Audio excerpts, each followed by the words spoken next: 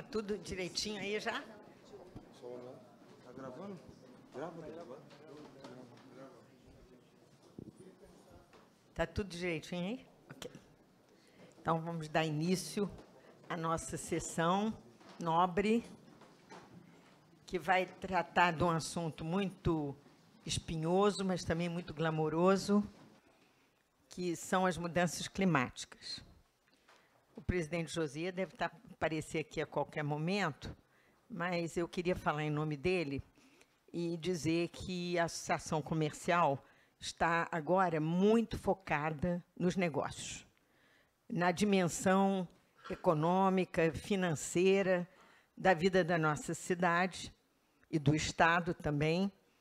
E, portanto, nós queremos ampliar muito o nosso ângulo de visão, entender melhor como o mundo funciona. Parece que nós, durante muito tempo, ignoramos isso, não nos envolvemos muito e pagamos um preço muito caro por estarmos fora do stream e da corrente dos negócios, da vida internacional, que nós queremos agora recuperar. A gente sabe, hoje, inclusive, enfim, o Joaquim Levy mencionou isso, abriu-se uma janela, não é isso, Sérgio?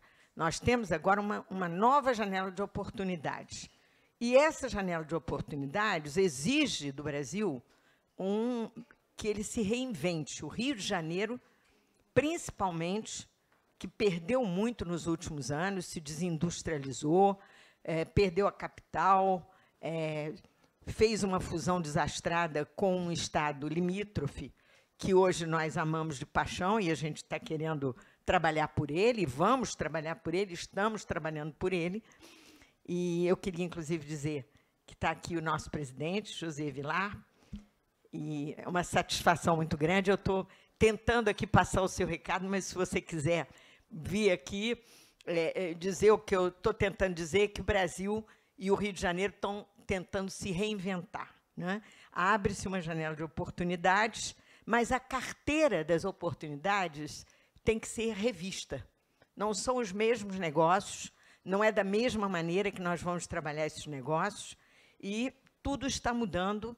É uma mudança disruptiva, como nós vimos aqui em outros debates, e isso significa que essa mudança tem muita tecnologia envolvida e tem também no centro dos acontecimentos a questão ambiental.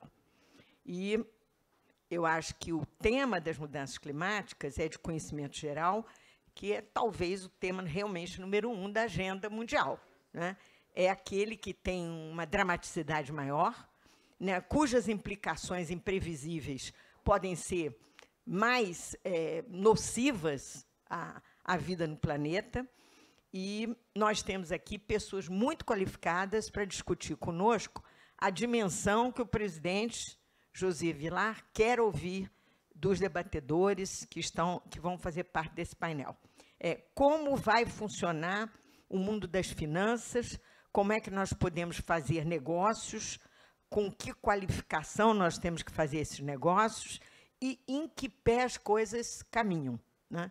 Então, eu sei que nós caminhamos bem, há várias novidades aqui. Nós temos uma discussão, um projeto importantíssimo de caráter internacional que envolve o Rio de Janeiro. A gente, às vezes, no momento assim, de precipitação, diz que isso é uma bolsa verde do Rio de Janeiro. Eu não sei se é exatamente isso, mas, se não for, é quase isso. Então, eu queria chamar aqui, para compor esse painel, o Nelson Rocha, que foi secretário de Planejamento, mas hoje nós estamos juntando aqui os secretários de Finanças que salvaram o Rio.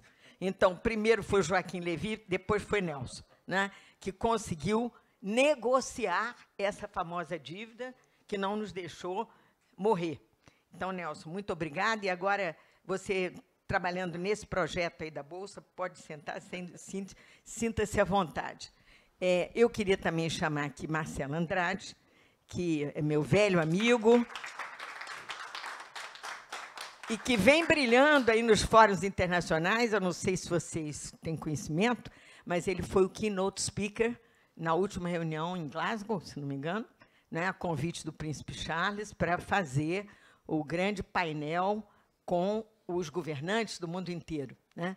E Marcelo tem se dedicado profundamente, justamente às finanças, né, Marcelo? Então, muito obrigada por ter vindo. E eu queria chamar também o Tony Maciel, que é meu velho amigo, embora eu tenha o conhecido hoje. E todo mundo diz que ele é da Nasdaq, ele diz que não é. Mas você vai explicar aqui que você é do GEAT, que é uma coisa poderosíssima. Então, eu quero dizer a você que a nossa casa do empreendedor está de olho em duas coisas. Uma é na tal bolsa de finanças, que pode vir para o Rio de Janeiro, como atrair os capitais para o Rio de Janeiro. E a outra, né, é que nós queremos também tecnologia. Por quê?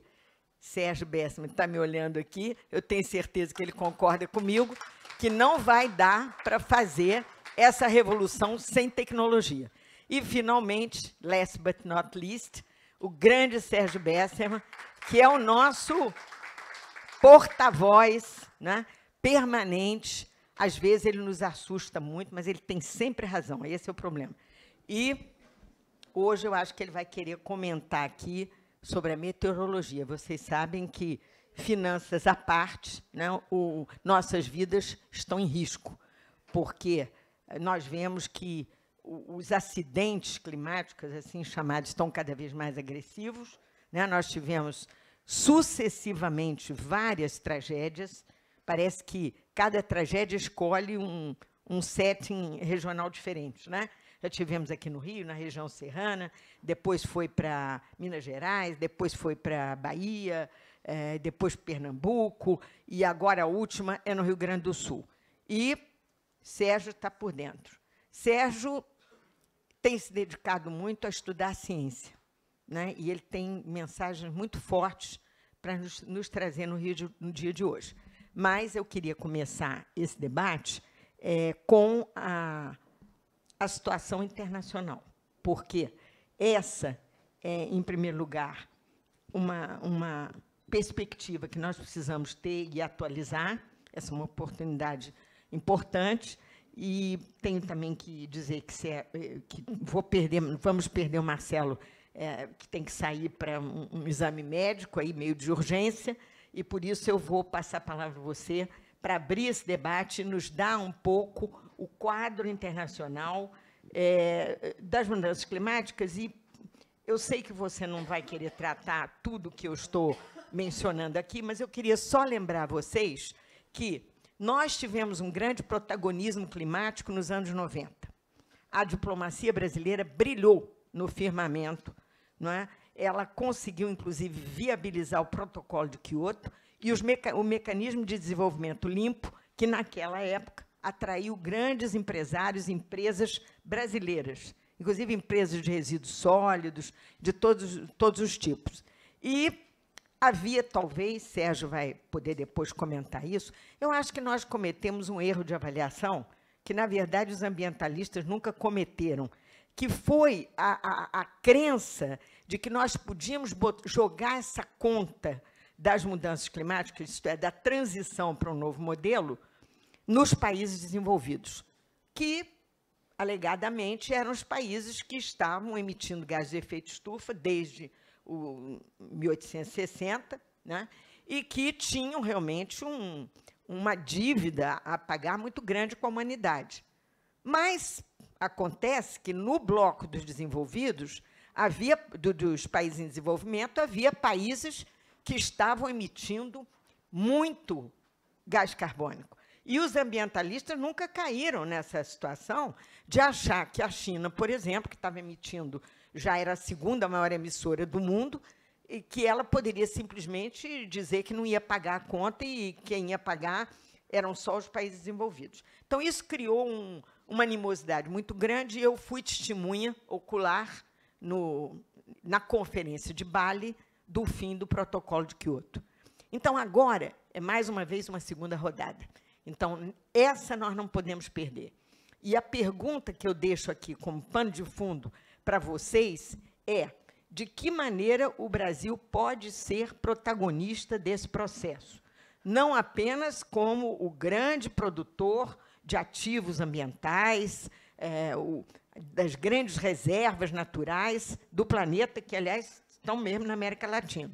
Né? Nós queremos saber se, na engrenagem financeira, que, afinal, sempre é que ganha a melhor parte do bolo, se nós vamos ter alguma chance. Então, eu queria pedir ao Marcelo para dar a visão dele, que é uma visão do mundo privado. Né? Nós sabemos que os capitais privados têm tido um desempenho incrível nisso, a aceleração é muito grande desse negócio, e existe uma dúvida. Muitos atores estratégicos dizem, não, é melhor não ter regulação nenhuma, porque aí a gente avança mais, sem regulação. Né? Mas nós vamos ter aqui a visão do setor público, até que ponto o mercado pode funcionar sem nenhuma regulação, eu acho que é impossível.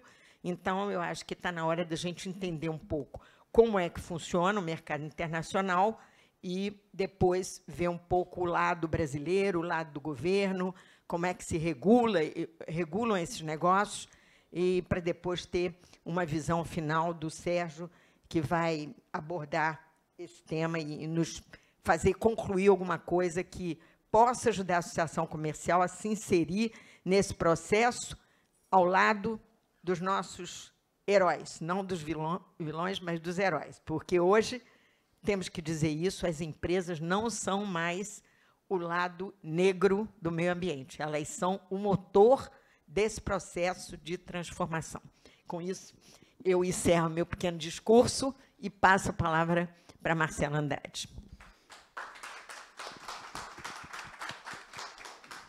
Muito obrigado, minha querida. É uma honra estar aqui nesse painel tão especial e comandado por você. Você é minha referência de excelência.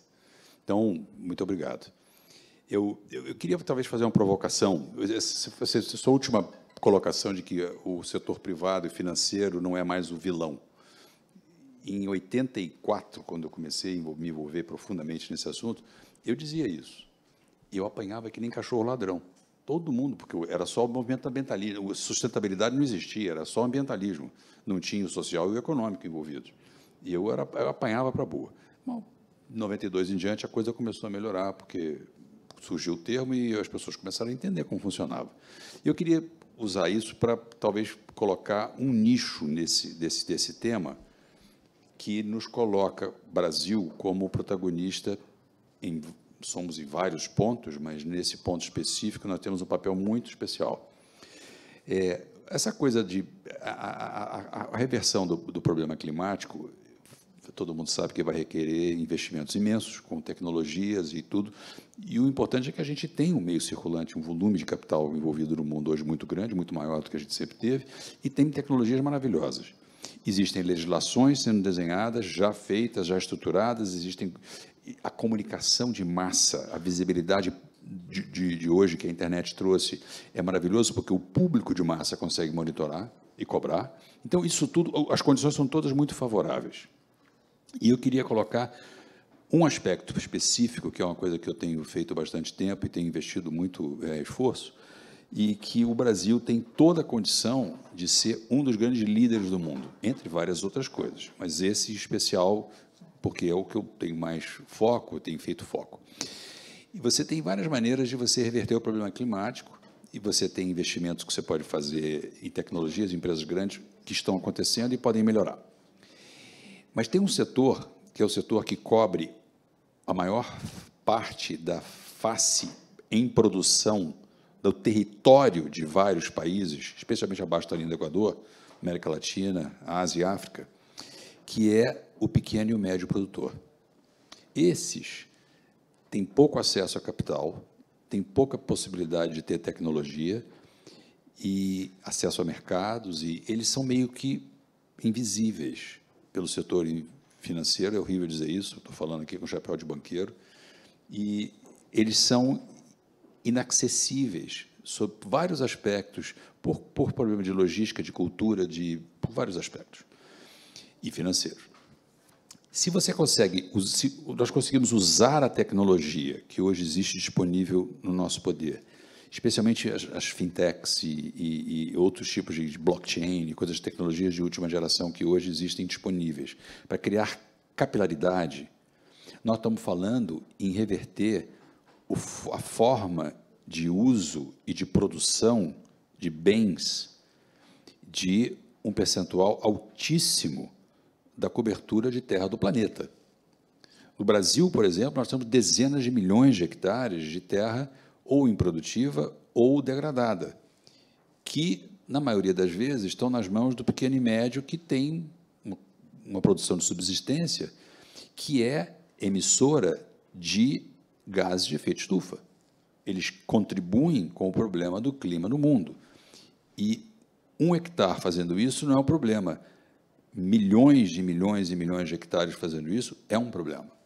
E quando você tem uma produção subótima ou de subsistência em grande parte do território de produção nacional, você tem uma pressão muito grande para abrir novas fronteiras de produção, derrubar a floresta virgem, derrubar cerrado, abrir áreas de produção, porque aquela improdutiva não está suprindo a demanda. Muito bem. Além disso, além de estar emitindo gases de efeito estufa, contribuindo com o problema de clima. Bom, a boa notícia é que a gente consegue reverter isso de uma maneira relativamente simples, com tecnologia que existe hoje, que a gente tem na mão, cada um deve ter uma no bolso, uma na mão, né?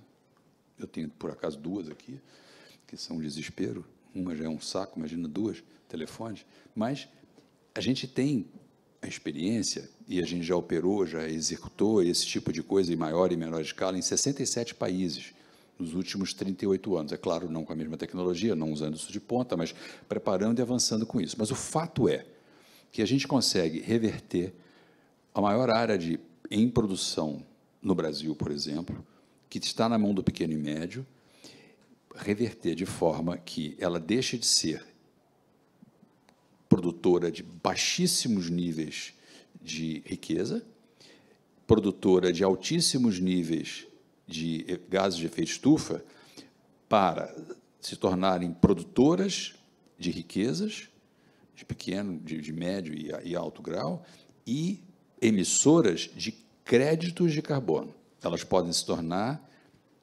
essa forma de produzir, de recuperar solo degradado, de mudança de padrão de produção, de gestão, não vou entrar em detalhes, que tem milhões de maneiras de biotecnologias, metodologias e tudo, você consegue transformar isso tudo num modelo de não só geração de riqueza, mas também de contribuição para reverter o problema do clima no mundo.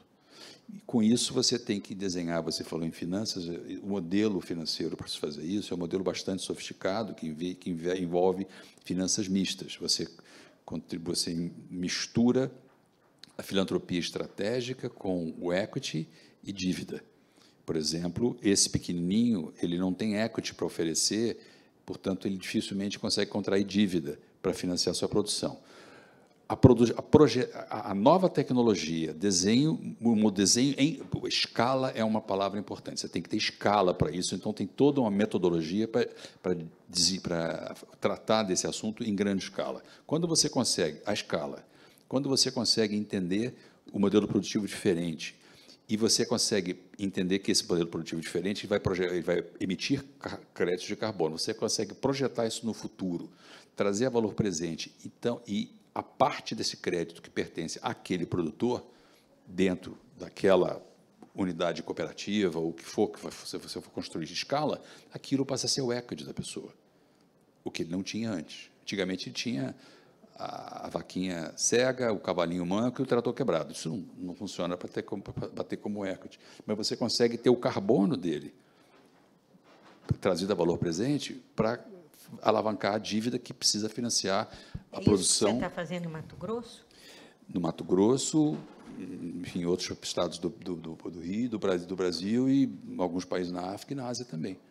Exatamente. Mato Grosso, especialmente. Mato Grosso é um governo bastante evoluído. Eles têm a gente trabalha lá há 38 anos, então realmente está bem avançado. Está muito... Exatamente. É a maior escala que nós estamos fazendo. Mas o estado do o Mato Rio, Grosso. como é que fica nisso?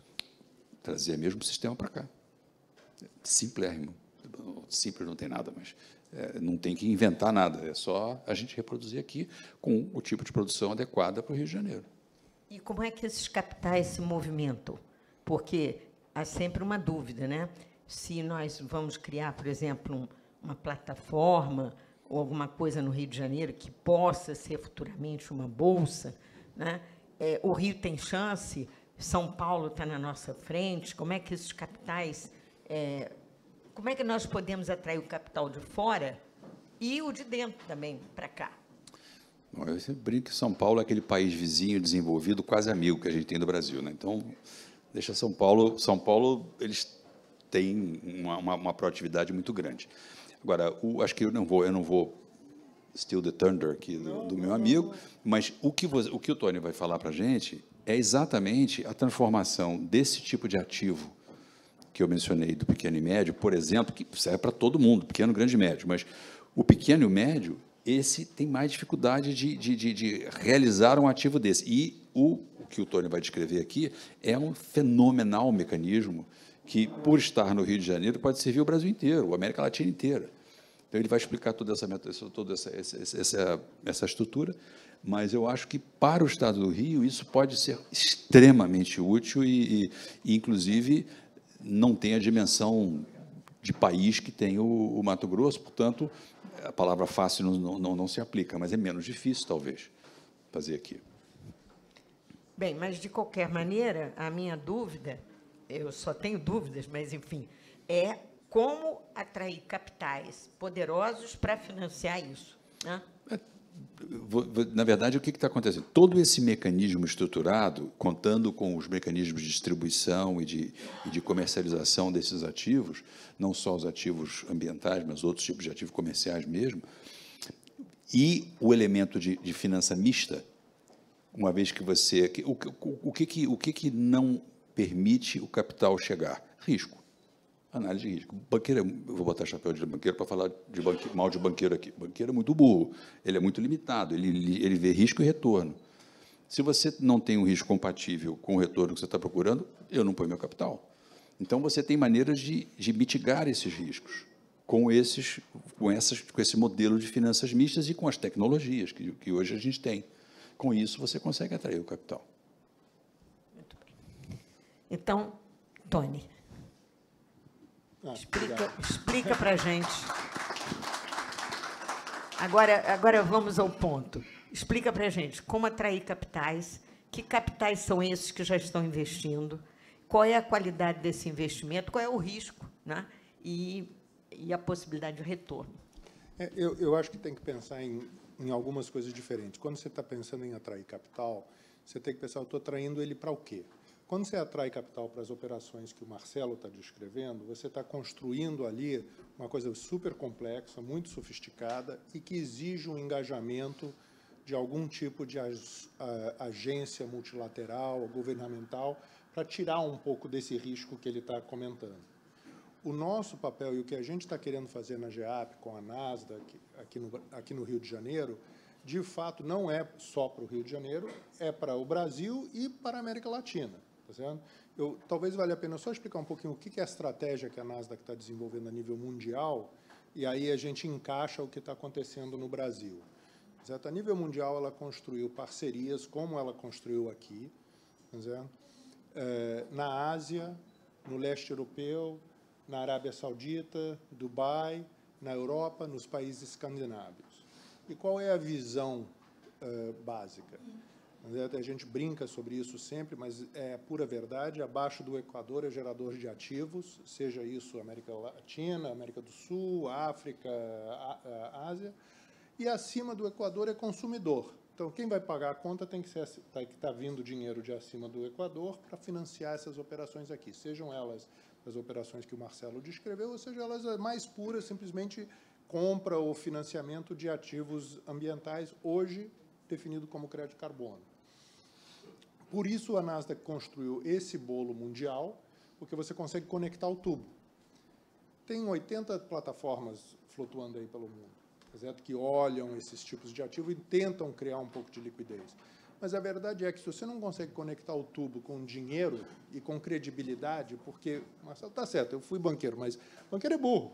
Tá certo? Então, ele tem que olhar a coisa de forma muito simples. E, para ele olhar a coisa muito simples, ele tem que entender, eu estou olhando aqui essa tela, esse é o que eu estou comprando, e aquilo que eu estou comprando tem valor. Tá certo? E um dos grandes problemas desse mercado até então, como todo mercado incipiente, é que você não consegue ter confirmação, certeza sobre a qualidade do seu ativo. Então, a combinação da Nasdaq com o nosso processo de peneiração de ativos antes deles entrarem na Bolsa, objetiva dar esse tipo de conforto. Certo? E facilitar com que o cara, que é um pequeno e médio produtor de crédito carbono ou de outras coisas, porque a gente entende, na realidade, que biodiversidade, água, fauna, seriam os ativos mais valorizados ao longo do tempo. Hoje, todo mundo fala em crédito carbono porque é o que está referenciado. E, dentro desse contexto, você tem que poder dar acesso a esse cara ao mesmo dinheiro que um grande produtor ou um grande gerador de crédito carbono ou um grande projeto possa gerar. E com certeza, tem vários projetos que têm flutuado por aí nos últimos anos, porque o Brasil, de fato, é um grande imã para essas coisas, que quando você chega na hora H, você percebe que tem um problema com a terra, você tem um problema com a contagem do ativo, etc. Então, a ideia da Bolsa é ela construir um mecanismo que tire essas dúvidas, ou pelo menos mitiga elas o máximo possível. E aí você possa ter um ativo que tenha liquidez, você possa atrair liquidez dentro dessa rede mundial. Mas essa parte que eu estou descrevendo, ela, na realidade, é uma parte de uma estratégia mais ampla, que eu acho que deveria ser uma estratégia mais ampla, de atração de capital, atração de investimento, atração de inovação. Porque a gente está vivendo um momento no mundo que talvez seja único, pelo menos certamente na minha vida. Certo? Em 2050, todos os paradigmas de como o mundo faz negócio, pensa em resultado, vai mudar. E já estão mudando. Então, todas as empresas de capital aberto têm que fazer um relatório ESG. Certo? Isso está contando. Hoje, grande volume do capital que está sendo gerido institucionalmente tem regras de ESG. Então, se você não é uma empresa que tem ESG, ela não pode comprar suas ações. Então, você está começando a ter uma série de impactos que estão encostando nisso. Mas eu acho que, voltando um pouco para o que você está tentando entender, e eu acho que a coisa mais válida é como é que você atrai atividade econômica, dado esse quadro todo. E, na minha opinião, a atividade econômica vem se você consegue atrair inovadores, empreendedores, para investir nas novas tecnologias e metodologias que vão ser necessárias. Porque a gente fala de crédito carbono, ativo ambiental, isso é uma coisa. Mas em 2050, todas as empresas vão ter que ter mudado o seu processo produtivo. Porque elas têm uma obrigação de chegar a zero. Isso só acontece com metodologias novas, tecnologias novas, soluções novas. Isso tudo é empresa nova. Então, quando a Bolsa está sendo construída, tanto aqui como em qualquer outro lugar da América Latina, e as sucursais que ela terá pelo Brasil, a ideia é criar ecossistemas. Ecossistemas não só para validar os ativos ambientais, e com isso a gente conta com parcerias com faculdades estrangeiras que estão dispostas a fazer parcerias locais também, para poder capacitar as pessoas, mas também com os empreendedores que vão chegar nas empresas e vão falar, olha, o seu processo tem que mudar sim. Eu tive recentemente na Fiesp e a conversa lá é a seguinte, como é que você vai saber qual é a pegada que você tem que neutralizar se você não consegue fazer a contagem precisa do qual é a sua pegada para começar?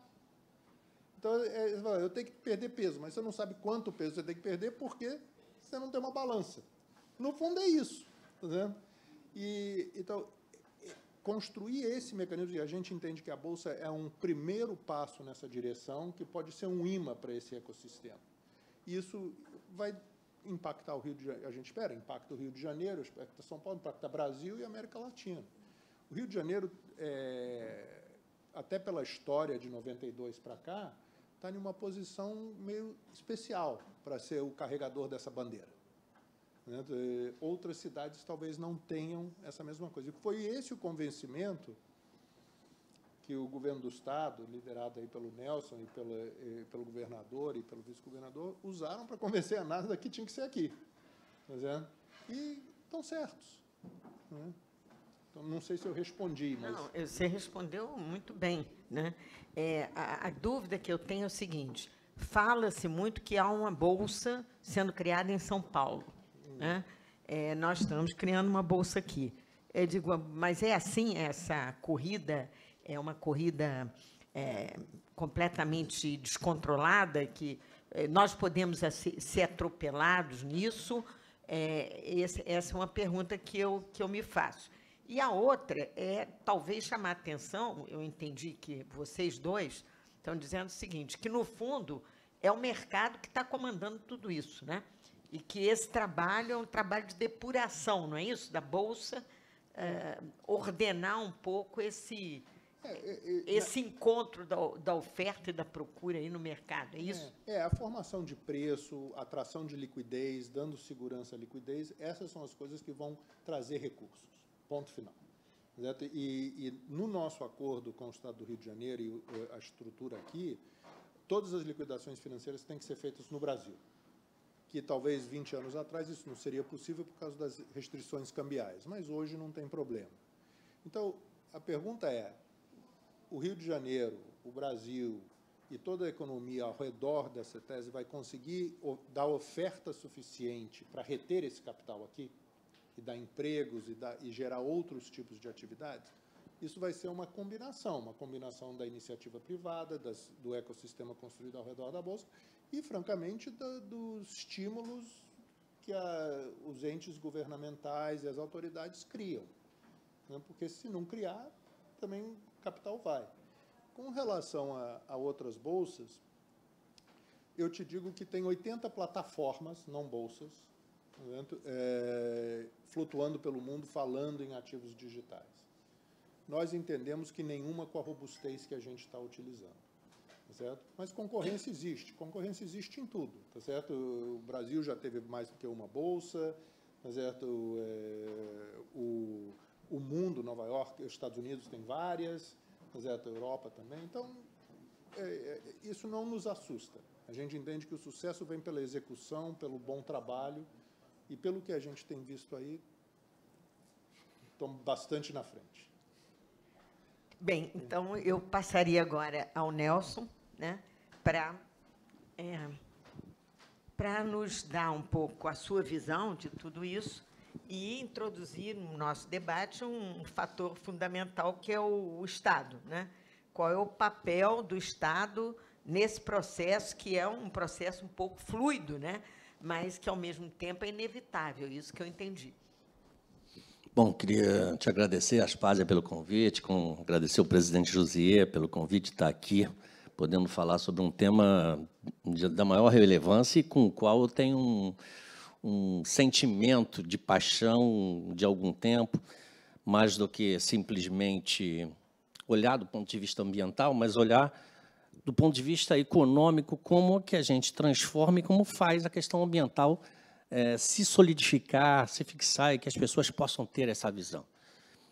E aí fiquei pensando, Josier, quando vinha para cá, eu falei assim, o que a gente pode falar numa casa de empreendedor, né? E aqui eu não falo exatamente, embora vou falar de Estado, mas do Estado brasileiro e não do Estado do Rio de Janeiro, não sou mais do governo do Estado, né? Hoje estou trabalhando, ajudando também a gente a fixar esse trabalho todo que nós fizemos aqui, que, aliás, que é bom que saibam também, que já está assinado desde fevereiro, né? Só falta o lançamento para que a gente possa começar. E aí fiquei pensando, e eis que eu me deparo aqui com a estátua de Mauá, aqui na frente. E aí pensei e falei assim, gente, parece dessas coincidências boas da vida, porque um visionário que, na realidade, ao olhar para aquela estátua, eu fiquei imaginando, voltando tempos atrás, quando a gente tem uma transformação por tudo que ele fez e contribuiu. E eu acho que o Rio de Janeiro começa também a experimentar esse novo momento. E acho até que a sua vinda para a associação, para a presidência da associação, também ajuda nesse sentido. E esse seminário de olhar o Rio como um empreendedor, como nós podemos contribuir para o desenvolvimento, né? E aí eu, que elaborei o programa também de estratégico de desenvolvimento econômico e social, nós temos lá alguns complexos econômicos, algumas formas de desenvolvimento, mas tem duas transversalidades fundamentais: inovação e sustentabilidade.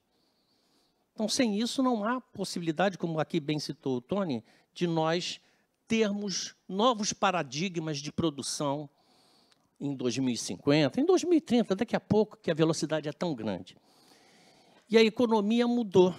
E a gente só consegue enxergar isso quando você vê o processo produtivo. Porque se você analisar o conceito de valor econômico, ele sempre considerou o uso e o consumo. Ou seja, eu só considerava valor econômico na teoria o que vinha desde a produção, desde que eu precisava colher e entregar, até aquele momento em que a pessoa consumia.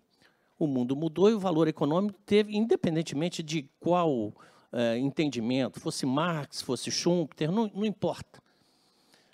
Quando você olha os novos paradigmas da economia chamada de economia verde, você ampliou esse escopo, né? Por quê? Você tem que considerar o que não era considerado antes, a extração do capital natural. Eu não estou falando da extração, do custo da extração, estou falando do capital natural que você perde, que não era contemplado e que as futuras gerações o perdem. E, ao mesmo tempo, na ponta da linha, nós não considerávamos o descarte, que é a economia circular. Então, nós estamos falando de uma ampliação do conceito de valor econômico que, obviamente, traz custos e muita gente não quer. E, respondendo aquela sua pergunta, mas tem muita gente que quer empurrar? Sim, porque isso é custo. E todo empreendedor sabe que custo é uma coisa importantíssima, porque pode te dar ou te tirar competitividade. Então, é nessa discussão que nós estamos, mas também existe uma consciência hoje do empresariado e da sociedade de que, se nós não fizermos algo, nós não teremos futuro. Esse futuro não existirá. Então, é preciso que modifiquemos e possamos adotar práticas mais sustentáveis como forma de preservar a humanidade. Então, é basicamente isso, né, que a gente está falando aqui, e aí os instrumentos, seja a Bolsa, e como fazer com que o Rio possa se beneficiar disso. Bom, a primeira coisa é que um dos complexos econômicos estabelecidos é o da economia verde. E, basicamente, é claro que a economia verde ela é muito maior do que simplesmente as finanças verdes, mas, no caso do Rio de Janeiro, o objetivo era resgatar o mercado financeiro para que nós pudéssemos fazer, não um debate, não uma disputa com São Paulo. Perdemos na década de 80 e isso hoje é muito difícil de resgatar. Mas trazer o mercado financeiro com outro olhar, um olhar de ativos sustentáveis. E foi assim que a gente chegou ao que nós desenvolvemos lá com a Nasdaq e com a GEAP. Paralelamente, à medida que a gente consolide essa imagem, né, eu sou um pouco mais otimista que o Tony, porque eu acho que nós podemos ir além simplesmente da América Latina. É possível que o Rio, e esse é o objetivo, que o Rio seja o hub mundial de negociação de ativos sustentáveis. Por várias razões. Primeiro, diga. Por várias razões. Né? A primeira é que o Brasil é o grande protagonista dessa economia. E não é discurso isso. Né? Hoje, o Brasil é capaz de atender a demanda global do mercado voluntário em 48,7%. Quase metade do mercado global, do mercado voluntário de carbono até 2030, o Brasil tem capacidade de atender. E, do ponto de vista do mercado regulado, 28%. Isso é um estudo da Way Carbon, muito bem feito. Então, nós estamos falando de algo significativo.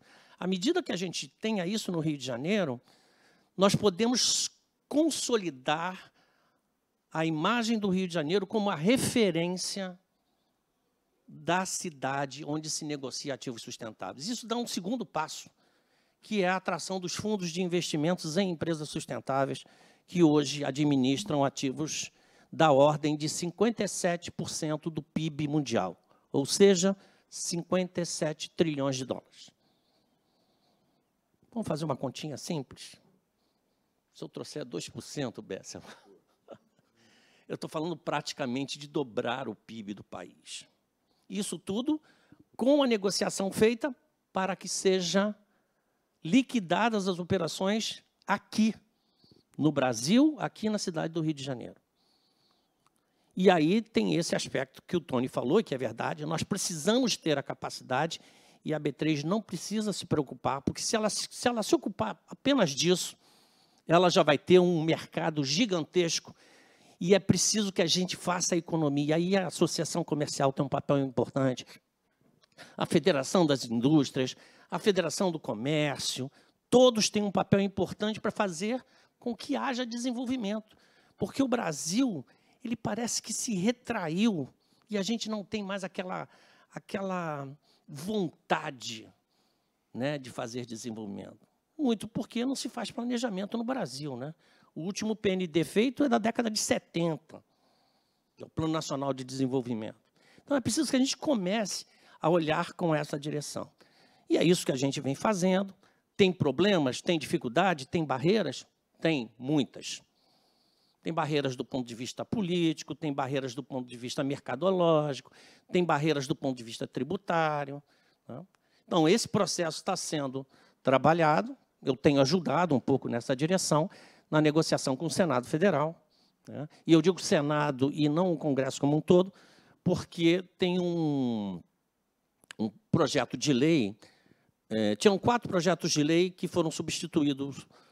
Teve um substitutivo do senador Tasso Gereissati, que ficou bom, estava muito melhor do que já tinha antes, mas ainda tinha algum nível de aperfeiçoamento a nosso juízo, e nós conversamos, entrou um novo governo, a Secretaria da Economia Verde adotou um outro texto, né, que melhorou sensivelmente, porque houve uma discussão, nós ajudamos na construção desse novo texto.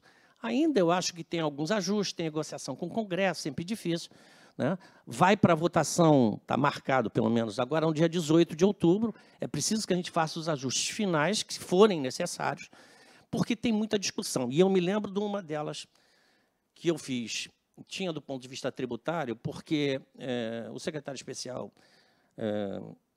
para a reforma tributária, o Bernard Rappi, tinha um entendimento que você deveria taxar o excedente do carbono emitido. E a gente tem um entendimento que a taxação deve se vir através do crédito de carbono para você fazer com que esse mercado se instale aqui, porque senão o mercado acaba fugindo para outro lugar. Quando a gente está falando de mercado, nós estamos falando de mercado de ativos digitais. Ativo digital se negocia de qualquer lugar do mundo. O convencimento que nós fizemos na Nasdaq foi apenas dizendo para eles: vocês não são uma bolsa regional. A Nasdaq é uma bolsa global. Portanto, vocês têm que estar onde o ativo está. E esse ativo está onde? Está no Brasil, abaixo da linha do Equador. Então, esse... Então, esse conteúdo, e, obviamente, com esse ecossistema, eles têm uma noção, basicamente, de plataforma, e a gente introduziu o conceito de bolsa, até porque vai ter derivativo a partir o reflorestamento vai virar um derivativo, forçosamente. E as discussões que nós fizemos aqui também. Então, o que tem agora pela frente para a gente caminhar? Né? Essa é uma etapa passada, já está assinado, precisa ser implantada, essa é uma das coisas que a gente precisa fazer logo, mas tem muita coisa ainda a percorrer. Primeiro deles é a aprovação do PL no Congresso Nacional. O segundo é a aprovação do PL aqui, porque é um modelo que a gente adotou aqui, que é o modelo do Acre, modelo de Mato Grosso, modelo do Maranhão, a gente deu apenas uma adequada, é o modelo jurisdicional. Então, precisa aprovar aqui também. Precisa fazer com que a gente tenha uma regulação adequada para não haver fuga de capitais.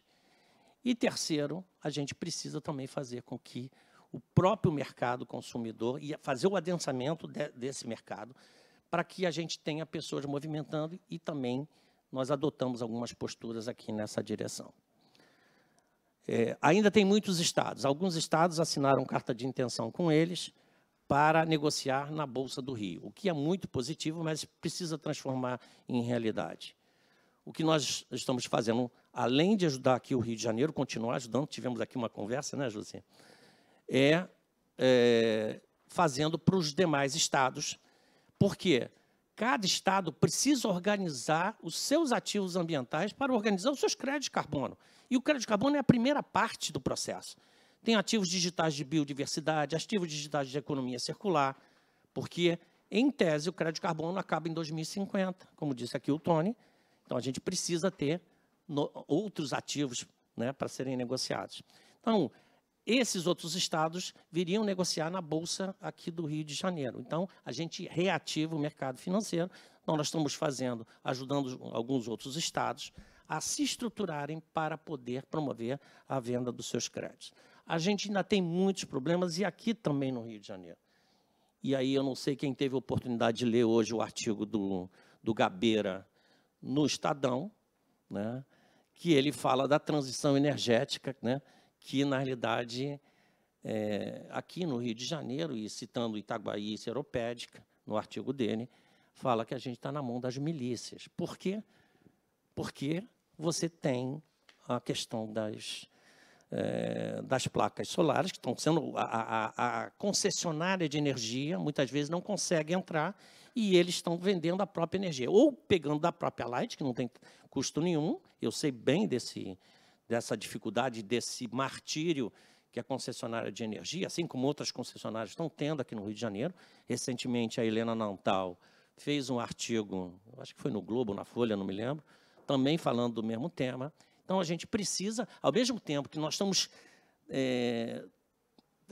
mudando de patamar, indo para uma economia nova, uma economia como na Europa, em que a questão da sustentabilidade está posta, né, uma economia de ponta, nós enfrentamos uma economia ainda da era medieval. Então, é preciso que a gente mude isso, preciso que a gente mude e consiga avançar nessa direção. Então, estamos trabalhando nessa direção, a questão da regulação, a questão da certificação, que é um outro problema, porque a gente ainda está muito dependente para a questão de floresta em pé das certificadoras internacionais. É preciso que a gente comece a construir aqui algumas chances. Então, eu não quero me estender mais, porque é um assunto com o qual eu me empolgo, porque, na realidade, muito mais, como eu disse aqui, muito mais do que simplesmente uma atividade profissional, é algo que eu tenho a certeza que nós vamos deixar um legado para as próximas gerações. Então, me coloco à disposição, se alguém quiser fazer alguma pergunta no final, ou você. Se me permitir, só antes do Obrigado. Bessema. O Bessema é o nosso esclarecedor geral da nação. Então, eu ia só pedir a gentileza, eu sei que o Marcelo vai ter que sair, não é? Então, eu só queria, só para eu poder entender direitinho, vocês vão me desculpar, eu sou médico, então eu sou ignorante nesse assunto. Eu estou entendendo, Nelson, o seguinte, como o nosso Tony falou, os países acima da linha do Equador são países consumidores. Os países abaixo da linha do Equador são países produtores de ativos, no nosso caso aqui, dessa discussão, são ativos, nós poluímos menos, seria isso.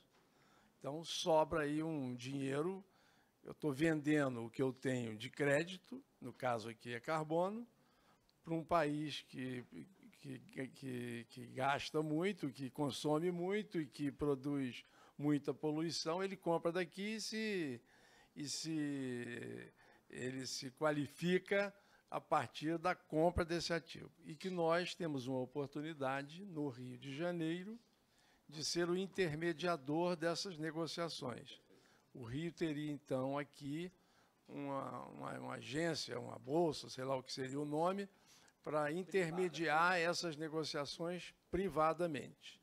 E existiria alguém, eu já percebi que o Marcelo já identificou uma plataforma que mede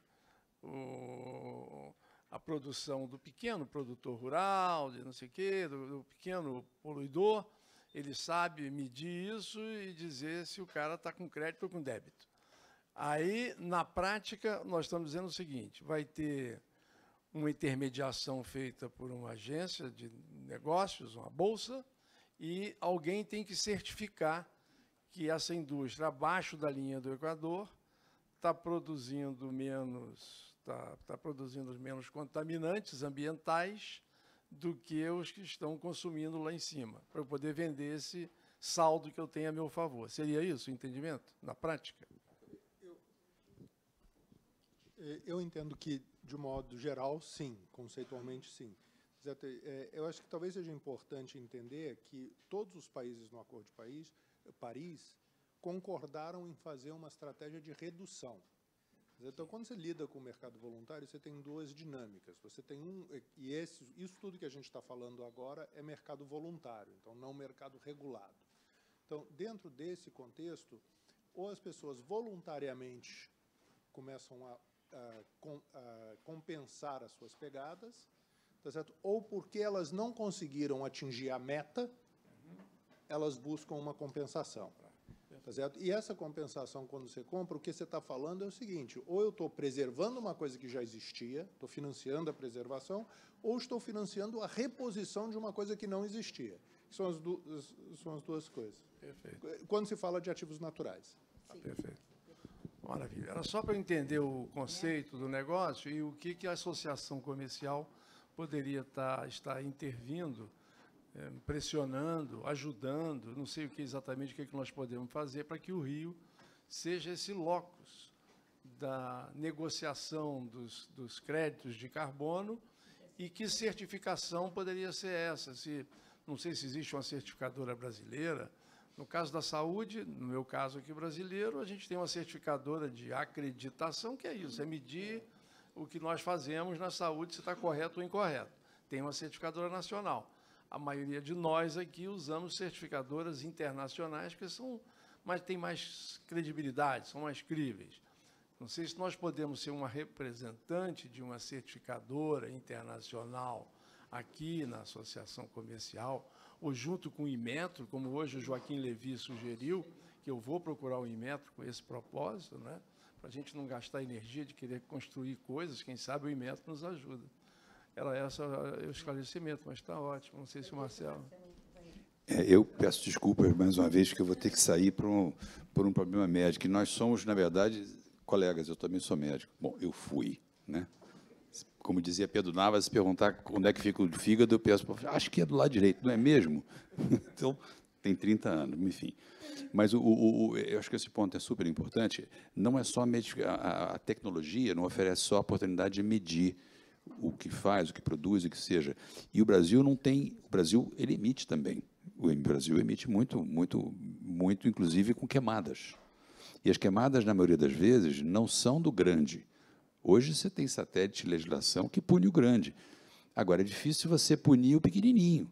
Pequenininho de 1 hectare a cada vez, você tem 30 milhões desses morando na Amazônia, como você vai fazer isso? Não tem condição, e nem é o caso.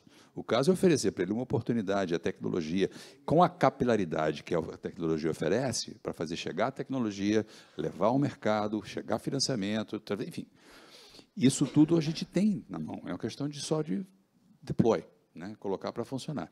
E eu falei em escala, quando eu falei lá atrás, e isso é escala. Isso é escala. Aí nós estamos falando de... E a vontade política, e os dirigentes de primeira ordem, de primeira grandeza, não só intelectual. A certificação é interessante. Nesse caso, você tem milhões de metodologias. É uma encrenca enorme, e a gente está passando por uma terceira tempestade global em cima desse conceito. O Guardian está batendo firme, né? Inclusive soltou na semana passada, no meio. Enfim, existe o elemento da verificação. A certificação é metodologia, é uma coisa muito complexa, e vai se resolver, enfim, está se resolvendo, tem que resolver. Porque aí você tem muitas variedades, muitas coisas diferentes, e metodologias e técnicas diferentes. A verificação é uma outra coisa, é uma coisa que tem muito nos Estados Unidos hoje. Tem EWG, tem uma verificadora muito grande que a gente está trazendo agora para cá, que eles verificam e realmente dizem, não, realmente está fazendo o que se propôs a fazer, é uma coisa mais simples, mais rápida, e tudo com base na credibilidade. Então, esse mercado ele tem essa necessidade para gerar credibilidade. Você fala de certificação nacional e internacional. Esse mercado de carbono, quando o Tom me disse, como o próprio Nelson disse, é uma coisa global. Você emite aqui, o cara com lá 60 abaixo de zero em Barrow Point, Alaska, vai reclamar, porque bateu nele lá. Então, isso tem que ter a credibilidade internacional, e essa coisa de certificação e verificação são muito importantes para oferecer para oferecer ao fluxo de capitais o conforto que ele precisa ter. E eu vou pedir mais uma vez desculpas, especialmente ao Sérgio, porque faz tempo que a gente não se vê e cada vez que eu escuto esse cara, eu aprendo pra caramba. E eu sei que o Tozinho está gravando aqui, depois eu vou pegar a gravação com ele. Muito obrigado. E, Aspásia, muito obrigado mais uma vez, meus colegas. Muito obrigado. Obrigada, querido. Obrigada. José, só complementando.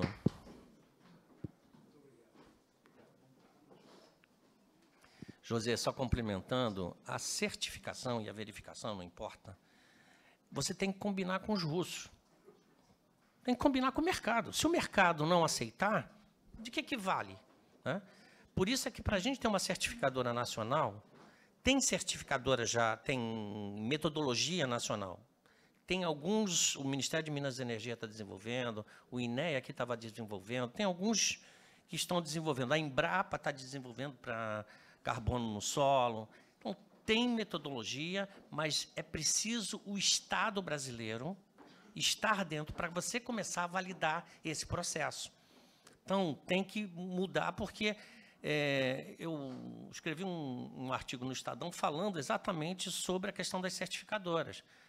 Metodologias ainda artesanais, eu acho que você já tem mais metodologia mais moderna, ainda que não chegue com nível de precisão. Então, tem algumas modificações e para a gente ganhar velocidade. A Verra, porque a gente sempre pega a Verra aí como Cristo, né? Mas a Verra é a principal, 62% do mercado de certificadora do mundo, de floresta em pé, é a Verra. Então, ela está levando para certificar de 2 a 3 anos. Isso atrasa todo o processo para a gente. Muito bem. Agora, Sérgio. Só cronometrar aqui para não passar meu tempo, porque judeu e baiano, quando deixa falar... Bom, queria agradecer enormemente, honra de estar numa mesa dessa qualificação, o aprendizado que tive, agradecer a brilhante coordenação das PAS, o convite do Dr. Josier, meu entusiasmo, não só com o evento, mas com tudo que significa em torno de uma nova dinâmica aqui na cidade do Rio de Janeiro. Eu tinha combinado com a Aspásia de fazer uma coisa, mas eu não vou fazer, não. Porque sexta-feira à noite a gente sair daqui... Eu vou, em poucos minutos, e aí eu vou partir para outra coisa, só deixar um pequeno choque de realidade, que não é pequeno, vai incomodar todo mundo.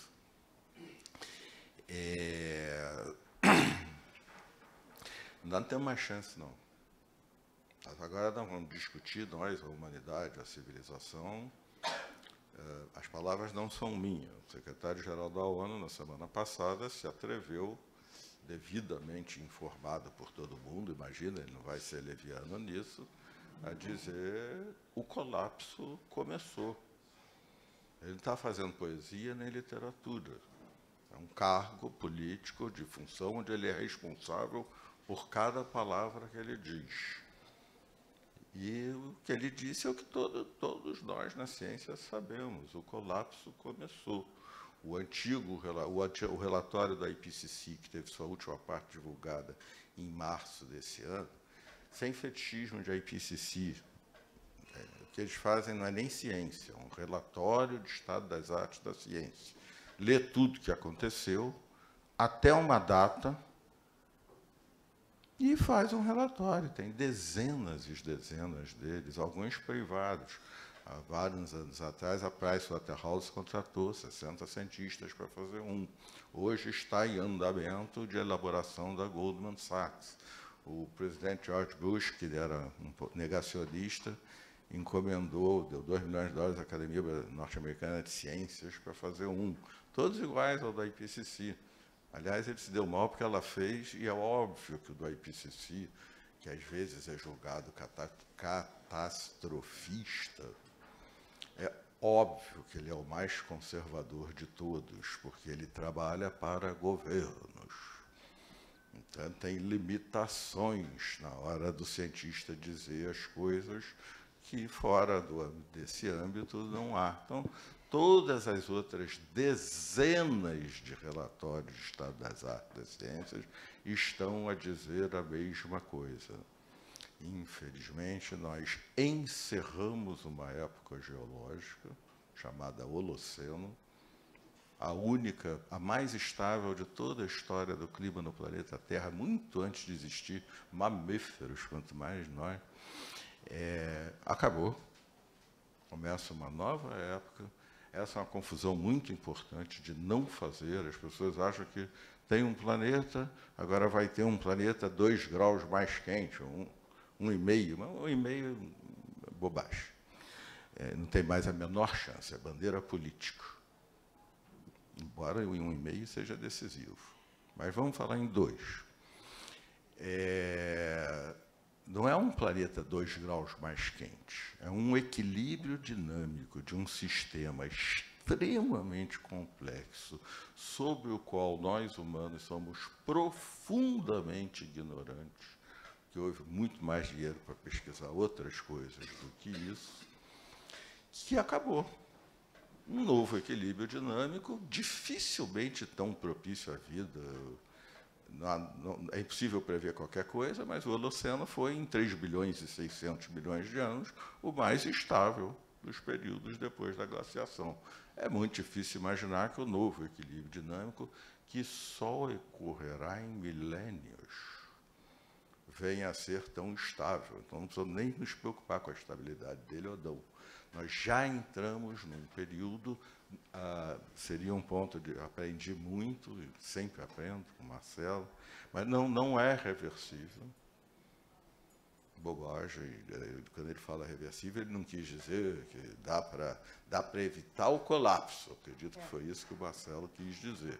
Dá para, mas não é. Né, se nós reflorestarmos o planeta em todas as áreas disponíveis, como foi muito bem mencionado, também, etc. Tal, isso, se a gente reflorestar o planeta inteiro, olha a dificuldade para fazer isso da região serrana. Se a gente reflorestar o planeta inteiro, isso não resolve nem 20% do problema. E nós não estamos acostumados a lidar, a humanidade está com um desafio inédito que exige um mindset, exige um diferente, exige uma cabeça diferente, porque nós não estamos acostumados a não controlar a agenda. Em política, por exemplo, ter a iniciativa em política ou guerra é tudo. Nós estamos acostumados a controlar a agenda. Tem a rodada, queremos comércio exterior mais livre, que é uma coisa muito boa. Vamos fazer a rodada de Doha. Fazemos a rodada de Doha. Fracassou. Ué, tudo bem, daqui a 15 anos a gente faz. A agenda é nossa. Agora não, a agenda é da quantidade de moléculas de gás de efeito estufa que tiver na atmosfera. Geralmente, quando a gente comenta a gravidade do quadro, a gente ouve falar de tudo que temos feito. Uma empresa, um governo, nós aqui. Nós temos feito muita coisa. É minha vida nos últimos 30 anos, eu ajudei um pouquinho, todo mundo ajudou. Mas, gente, isso não tem a menor importância. Vocês desculpem o carioquês agora, mas se um sujeito está na savana africana e aparece, eu estou acompanhando ele de satélite, ele está com um ouvidinho, eu estou vendo ele. Aí aparece um leão forte, babando de fome, rápido, que só vê ele e começa a correr na direção dele. Se eu perguntar por satélite, e aí? E ele me responder, eu estou correndo, a minha resposta vai ser, ô mané, isso eu sei. O que eu estou perguntando é se você está correndo mais do que o leão ou menos do que o leão. Porque senão é uma questão de morrer em meio minuto ou em 45 segundos ou em 1 minuto da mesma morte. Você vai morrer mais cansado ou menos. Qual o ano, em 1992, aqui na cidade do Rio de Janeiro, para eu ir para a parte boa da nossa conversa? Ai, benza a Deus. Porque é um fato, né? Todo mundo odiava a Cassandra. Cassandra nunca errou uma previsão. Mas era odiada, porque as notícias não eram boas. Mas ninguém consegue te odiar, jamais.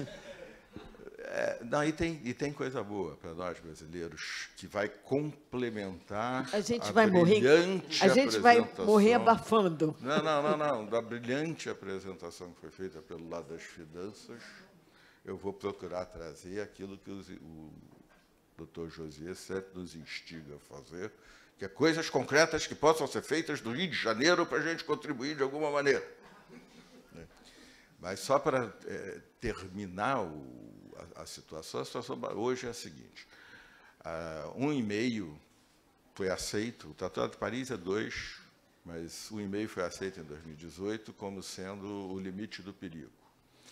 O limite do perigo faz referência à Convenção Quadro, em 92, que ela não é justificada por uma análise custo-benefício relativo ao aquecimento global. É justificada explicitamente no texto do acordo pelo princípio da precaução. Em gestão de risco, 2 variáveis interessam. Ouvimos muito isso implicitamente aqui. Impacto e probabilidade.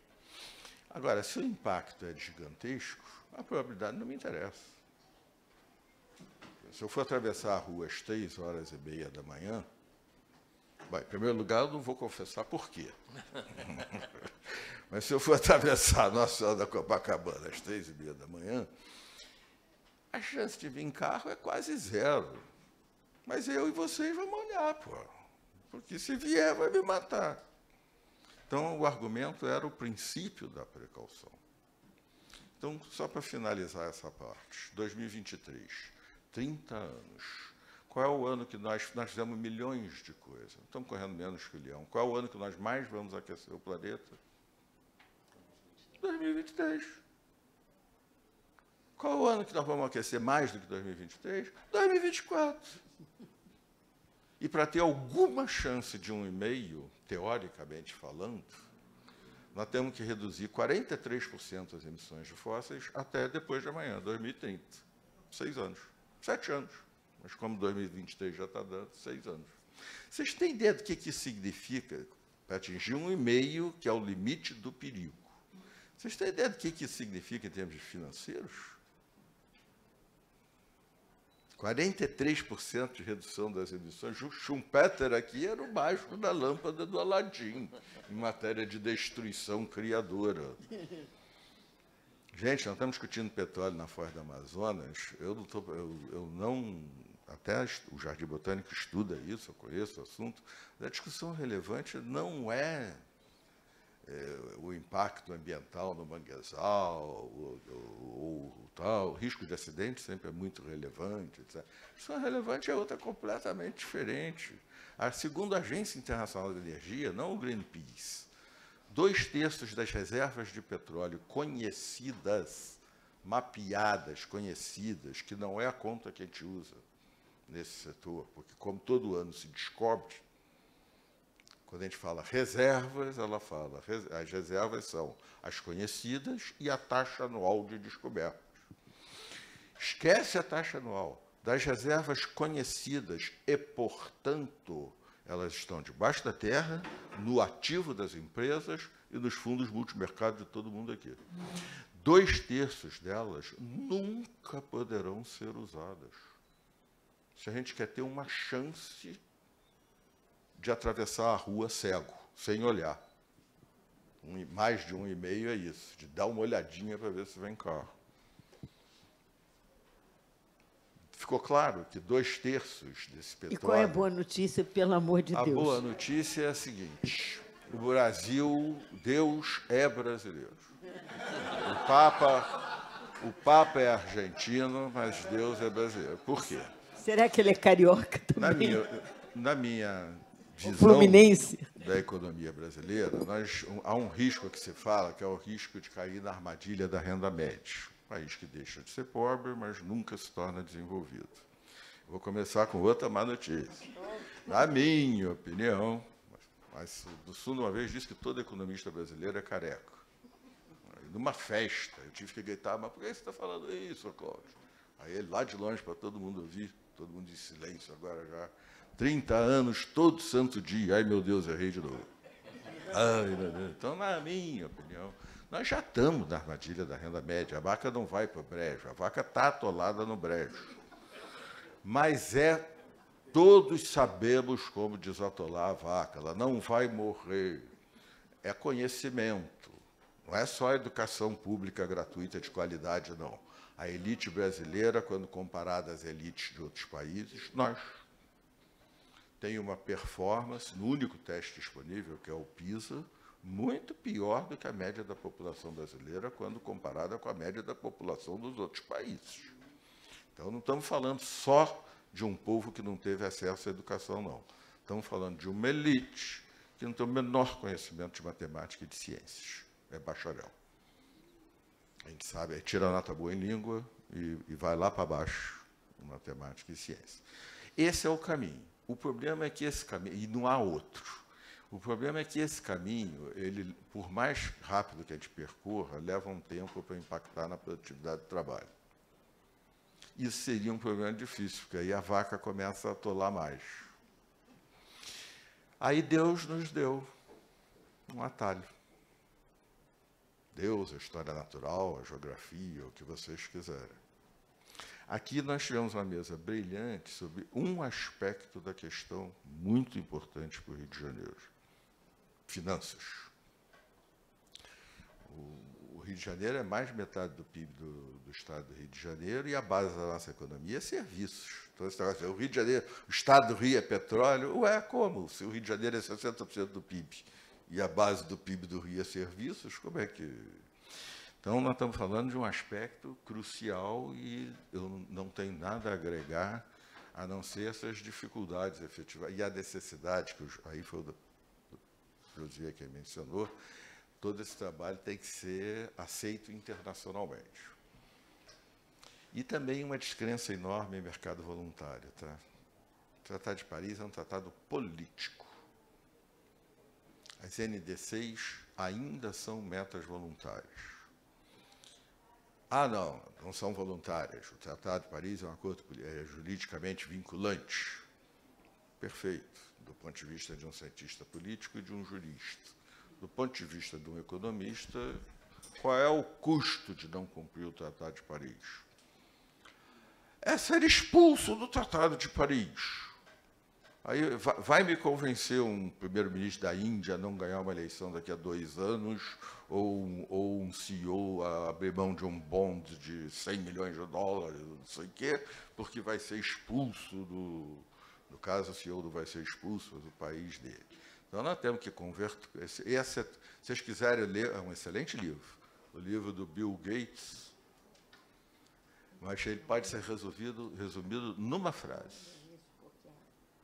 O carbono, a emissão de carbono equivalente, quer dizer, carbono, metano, oxigênio, tudo, etc., tal, tem que ser precificado, tem que estar no preço de tudo, tem que estar no preço dessa luz, no preço da minha roupa, no preço das coisas. Quando tiver no preço, aí as inovações tecnológicas, etc., começam a aparecer de montão.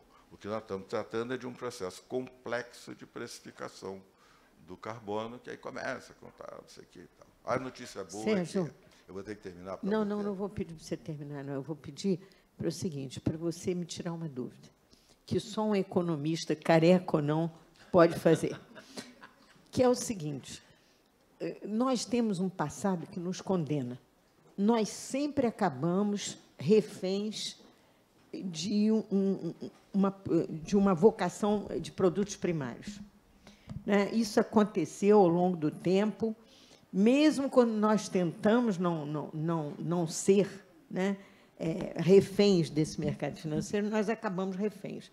E aí, eu vi um artigo antigo do Simon Schwarzman, espetacular, quando ele compara a Argentina e a Austrália, mostrando que a Austrália conseguiu se desenvolver porque ela criou essa possibilidade de inserção e a Argentina não conseguiu. E o Brasil, hoje nós somos campeões de agrobusiness e tudo, mas as grandes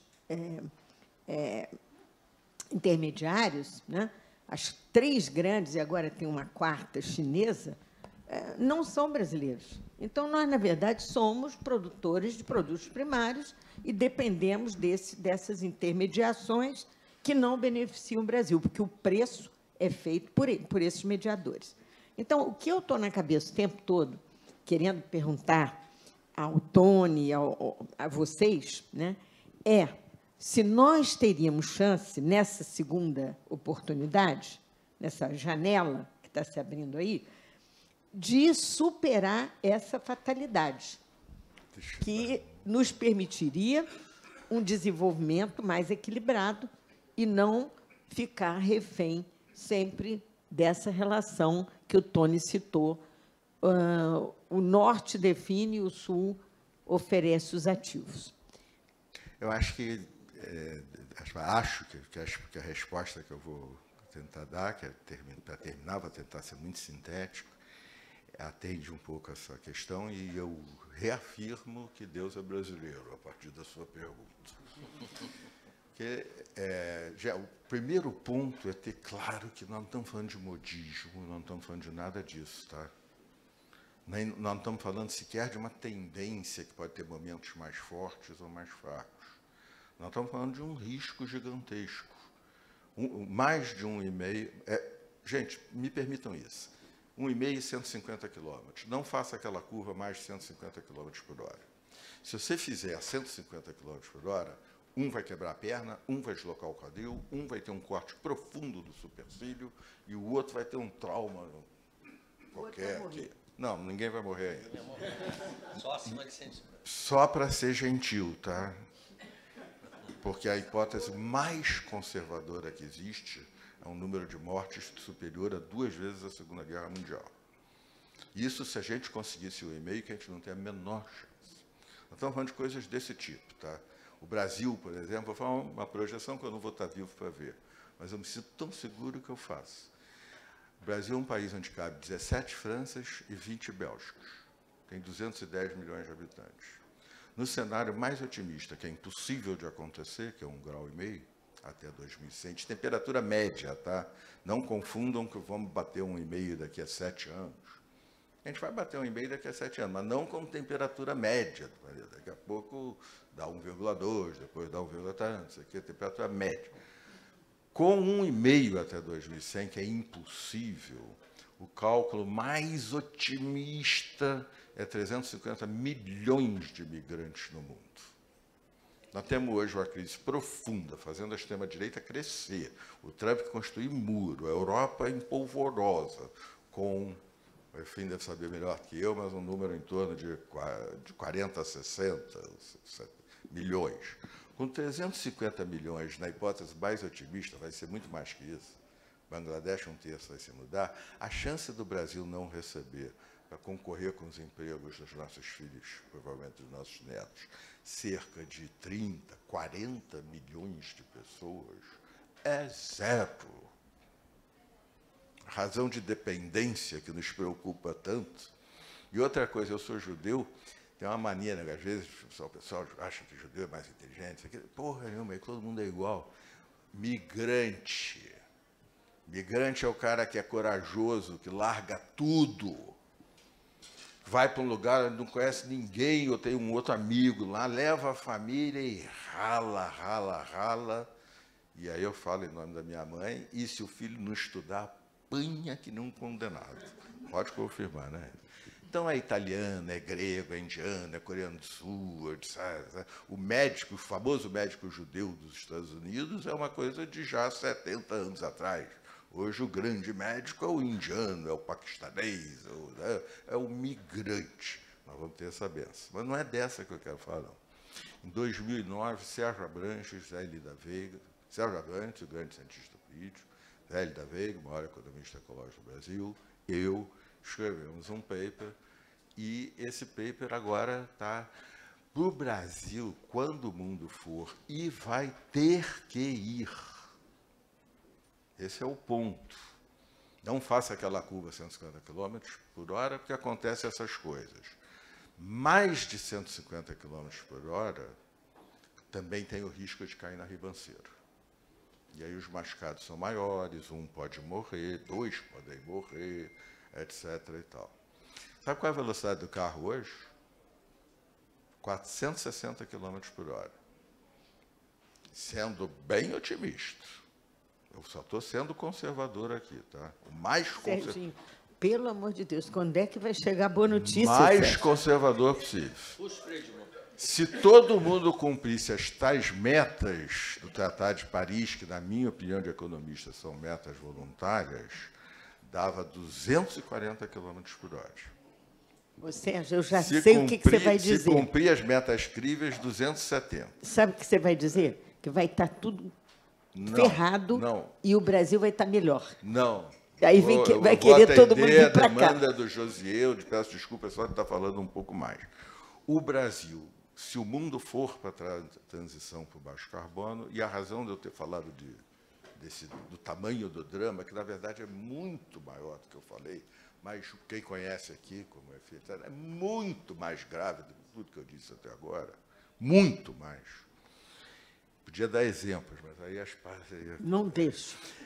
Eu proíbo. É muito mais grave, mas é porque isso é uma... Agora a linguagem de banqueiro. Banqueiro público, mas banqueiro, diretor do BNDES. É uma garantia firme de que a transição para o baixo carbono ocorrerá.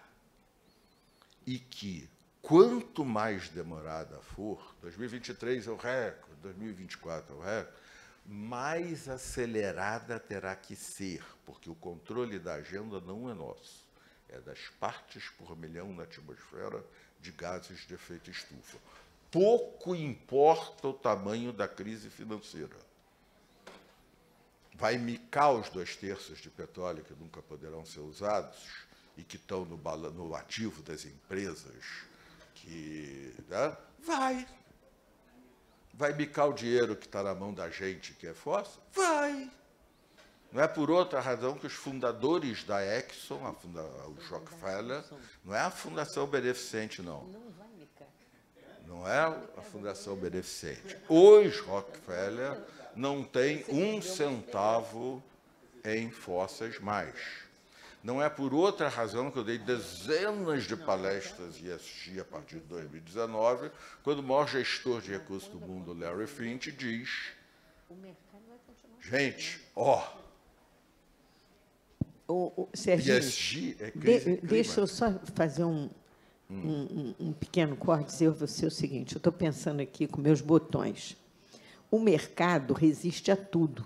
Você pode ter mercado em bons momentos, mercado em maus momentos. Nós, no momento, temos mercado de milícia, mas é mercado. Então, eu vou passar a palavra ao Tony, porque ele vai me dizer... Deixa eu só falar a parte boa. Debaixo dessa história, crise... só para rebater, assim, tipo ping-pong, o mercado sobrevive, foi publicado na Proceedings, há 3 meses atrás, pelos maiores cientistas do mundo, um paper cujo único conteúdo, revisto entre pares, é: a ciência do mundo inteiro não tem o direito de continuar a trabalhar sem incluir o fato de que a probabilidade, embora pequena, de extinção da espécie humana, obviamente existe. Proceedings é Pelé, Zico, Messi. Science, Nature, Proceedings. Então, isso não é para dizer que isso vai acontecer, não. É que a transição para o carbono vai acontecer, qualquer que seja o tamanho da crise financeira. E aí o Brasil é único no mundo. Nós somos o único país do mundo que, quando a transição começar a rodar para valer, entendendo que o prazo não é nosso, nós, podemos oferecer biomassa, alimentos a baixo carbono, biocombustíveis e materiais. Dos webinars era com o senhor Mittal, o maior siderúrgico do mundo. Não o filho que toma conta agora, o próprio, com o ArcelorMittal aqui em Minas. E ele, numa live, é claro, dizia: nós vamos ter carbono zero em 2050. Não, absolutamente correto. Ele disse, não é porque a gente vai salvar o planeta, não. Porque tem que ser, vamos salvar nós. Não, é porque se não for, ninguém vai usar o aço que com biologia sintética, que no Brasil a gente ainda fala em engenharia genética, já tem madeira decomposta e recomposta como fazendo prédio de 12 andares. Imagina mais 30 anos de inovação tecnológica.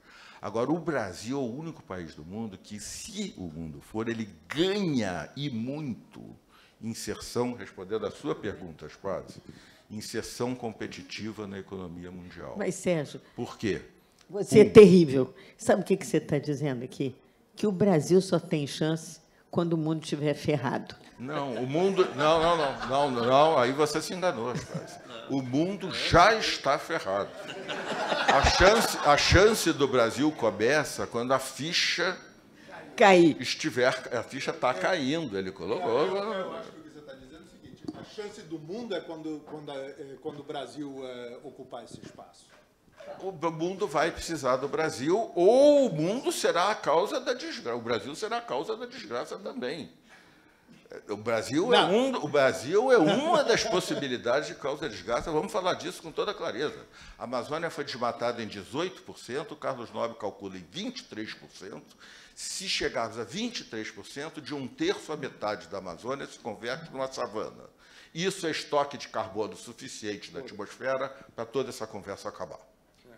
Então, ou a gente interrompe o desmatamento da Amazônia, ou o Brasil é responsável pela hecatombe da civilização. Não vai acabar a espécie humana, nós vamos nos recuperar, mas nós vamos passar por um período muito ruim, que nem um cara que se recupera perfeitamente, mas passa 7 meses no hospital com muita dor, com muita coisa. É uma coisa desse tipo. Agora, vamos lá. Por que nós somos o país que temos chance? Matriz de geração elétrica que pode ser 100% renovável ao menor custo do mundo. 2, a parte suja da nossa matriz energética, que existe, é transporte urbano, e aqui entra o Rio. O caminho já está dado, transporte coletivo de alta qualidade e eletrificação. Não emite mais. Isso, para nós, é mamão. A eletrificação tem que ser com matriz renovável. Carro elétrico com matriz geradora a carvão dá mesmo. O problema é a fonte que abastece. Se a bateria for melhor, porque estão muito atrasadas, tanto melhor. Então, na parte de energia, a gente estamos ficando para trás até de Portugal, mas é só correr que a gente resolve uma parte do seu problema. Porque com muita energia renovável, nós poderemos produzir muito hidrogênio verde, e este hidrogênio verde tem 2 possibilidades. Uma é a gente exportar, como exporta GLP. A outra é a indústria que quer ser carbono zero para valer, em vez de transportar o hidrogênio verde para lá, se instalar no Brasil, ao lado do parque, de preferência, para diminuir o transporte. 2, a nossa infraestrutura custa o Brasil na veia. É horrível, é improdutiva. Nós temos que mudar ela. O sofá está podre, fedendo, a gente tem que jogar fora. Parece uma péssima notícia. O país europeu que tem um sofá limpinho, comprado anteontem, uma infraestrutura hipercompetitiva, hiperprodutiva, mas fóssil, vai ter que jogar fora um sofá novinho e continuar pagando as prestações. E a nossa já depreciou. O que parece um problemão, se a gente tiver o mínimo de capacidade de fazer toda a infraestrutura a baixo carbono, é uma vantagem competitiva extraordinária. 3, nós temos a chance de ter soft power, interrompendo o desmatamento da Amazônia. Nós não vamos pedir para entrar no Conselho de Segurança Nacional da ONU. A gente, se quiser, entra.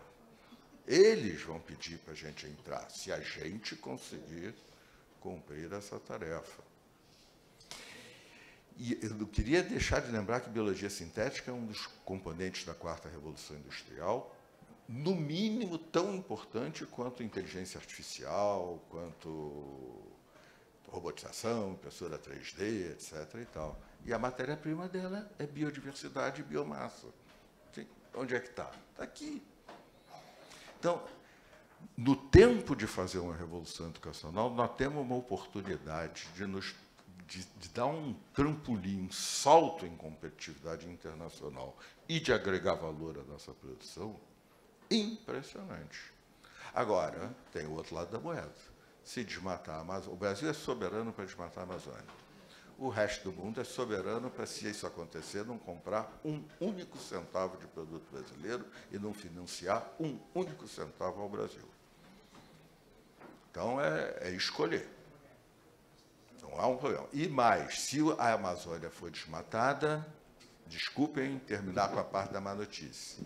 Se a Amazônia passar do ponto de inflexão, o agrobusiness brasileiro acaba. Não tem o que fazer. Metade da água, da umidade do centro-oeste e do sudeste decorre de evapotranspiração, que entra pela Atlântico, bate nos Andes e escorre para cá. E a cidade do Rio de Janeiro e a cidade de São Paulo não têm nenhuma chance de manter a população atual. O Rio de Janeiro, para atender a oportunidade de finanças e várias outras, não é em biomassa, não é não sei o que tal, mas é em infraestrutura. Gente, não abre nova fronteira de petróleo, não. A nossa está pronta e o pessoal continua achando. Time's up. Se for vender lá, não vai vender aqui. Nós temos uma briga para travar. Bem, eu só tenho a dizer a vocês o seguinte, meu querido amigo Sérgio Bessa, graças a Deus, nos últimos 5 minutos, o BN10 encarnou em você e você nos deu uma chance. Viva a Associação Comercial do Rio de Janeiro, viva os nossos convidados, viva vocês. Nós assistimos a um extraordinário debate que nem Deus poderia nos inspirar uma coisa melhor. Não é verdade, José? Muito obrigada pela paciência, pelo carinho de vocês e dessa mesa maravilhosa que eu quero que volte a se reunir, porque, do jeito que as coisas estão, nós não podemos deixar o assunto pendente, não é isso? Obrigada, Tony. Eu queria muito que a gente tivesse a oportunidade, José, de arrematar isso tudo numa conversa com você, em privado, porque, e com o Sérgio junto, porque ele vai abençoar isso tudo. Obrigada. Muito obrigado. Eu queria só, Sérgio Bessa, você é um espetáculo sempre. Nelson, muito obrigado. Tony, muito obrigado. Eu queria agradecer muitíssimo a presença de vocês aqui. Vocês não sabem como, sobre essa liderança incontestável da nossa querida Aspásia, foi importante, mais o Marcelo. Esse encontro de hoje aqui, numa sexta-feira, não é trivial, uma sexta-feira à tarde, a gente conseguir reunir pessoas com seus compromissos, seus conhecimentos, para discutir um assunto que não é um assunto também trivial da comunidade. Mas eu agradeço de coração. Eu gostaria muito de contar com vocês todos. Eu sei que eu conto para a gente, pela Associação Comercial, tentar introduzir esse tema como pauta prioritária para o Rio de Janeiro, porque eu penso que, a partir do Rio, a gente possa, com essas inteligências reunidas, reverberar isso e, quem sabe, ajudar o Rio de Janeiro a ser recolocado no lugar que ele merece estar, como protagonista da transformação de um novo tempo. Muito obrigado a vocês, tá bem? Nós vamos ter agora o professor Milton Teixeira, fazendo uma bela apresentação de Mauá ao ChatGPT, a trajetória empresarial no Rio de Janeiro. Convido a todos para estarem conosco lá, tá bem? Muito obrigado. Obrigada, gente. Obrigada.